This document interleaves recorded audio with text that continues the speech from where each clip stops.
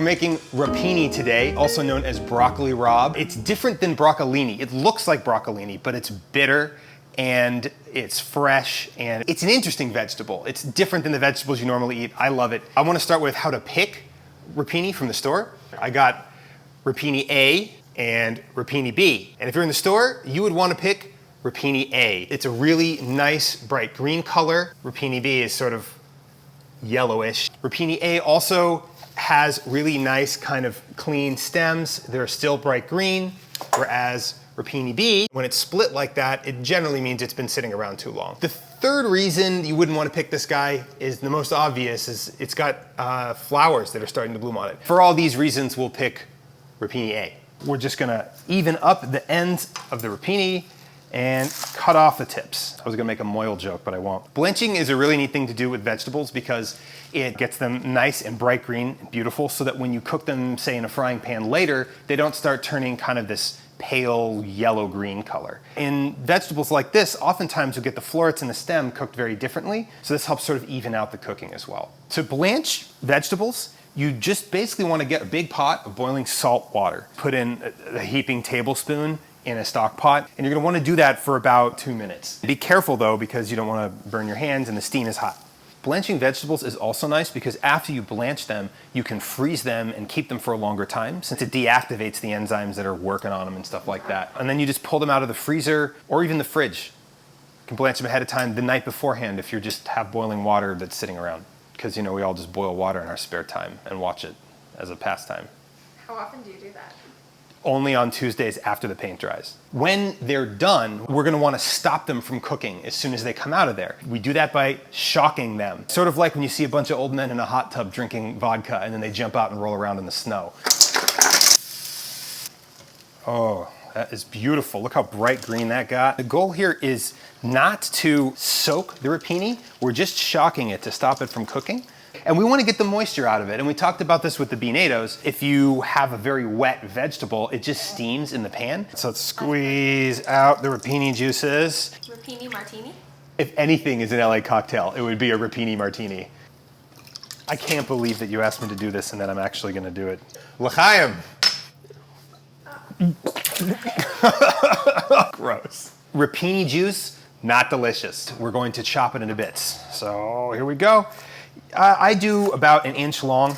It doesn't matter. You could do 2 inches or a ½ inch, you know, whatever floats your boat. The second ingredient I'm gonna prep is preserved lemon. Preserved lemon is just like regular lemon, except for it's richer and more mellow. For this recipe, you can also use regular lemon. That's totally fine too. I have a 1/4 of a large lemon here. We're just gonna chop it on up. Always rinse it off first. It's very salty. This last little bit here. Let's chop up some garlic. I'm a big fan of the garlic you start off with the smash. So just be really careful with the sharp end of the knife, but you can put the knife down on there and then just slam. And the skin comes right off. I was gonna try some of this. The last ingredient I'm gonna put in here is Calabrian chili. If you don't have it, you can use chili flakes. Calabrian chili is a little bit sweet. It's pretty spicy, but not overwhelming, and it's a good thing to fry up in there.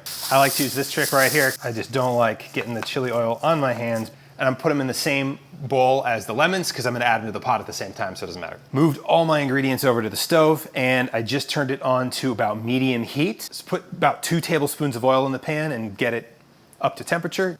This is a really important technique. It's called lemon shifting. Just whenever the position of the lemon bothers you, you shift it. Whenever the angle of the lemon bothers you, you rotate it. Eventually, the lemon will start to sizzle, and you can put in the rest of the lemons and some chili, kind of spread it throughout the pan, and then sort of let it brown in there. It'll take about 3-4 minutes. You can really smell the lemon coming out right now. It smells so good. It's almost like you put lemon bars into the skillet, which is a stupid idea. Never do that. Once the lemons just barely start to brown, you're gonna toss in some garlic at the same temperature, just sort of a medium. And you don't want anything to burn, so if things look like they're getting a little too toasty, then just stir. Wait until the garlic gets fragrant and just starts to turn kind of a golden color. I'm gonna turn up the heat to a medium high and wait a couple seconds and then toss in our rapini. So we go from a sizzle to a crackle. We got our rapini in. We're gonna add a pretty heavy pinch of salt because I said the salt will counteract the bitter, and a couple grinds of pepper. Then we'll incorporate all that together. And now we just gotta cook it through until we get a little bit of color on the rapini. We want the pan at a medium high, which is a much hotter heat because we wanna get a bit of a brown on it. And I like to talk about the sound of the pan rather than a heat because not all of us have infrared thermometers or all that fancy gear. I don't even have that stuff. So the sound of the pan can tell you a lot about how hot it is. So we're starting to get just a little bit of color on the rapini right here, and that's when I'm gonna call it. Because if we keep cooking it, what's gonna happen is the rapini will start to change color and become less attractive and kind of get like a little slimy. Now that it's off the stove, top it with a little extra fresh olive oil and a little bit of extra salt. And finally, if you're a cheese eater, Pecorino Romano or Parmesan on top, it just gives it a nice fullness to round it out.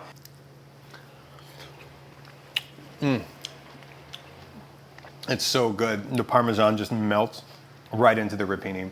It mixes in with the lemon and the chili. You get just a little bit of heat. The salt tempers down the bitterness of the rapini. And man, this could accompany anything. Just put it on a white pizza. Yeah. Make some rapini.